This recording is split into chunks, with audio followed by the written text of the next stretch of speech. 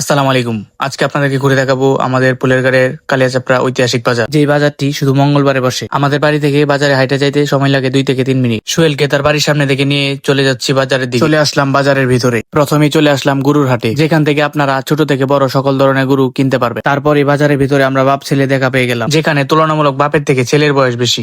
আমি কি লাগে আমার ছেলে আমি তো বড় লাগে হালকা বড় ছয়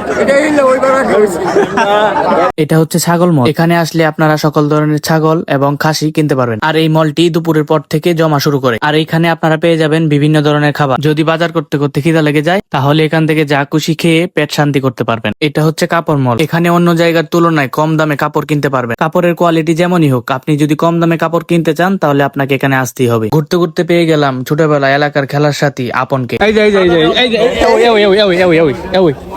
ল ল ল একজন তো ল দি কি খবর? খেলতে না, খেলাধুলা করতে না।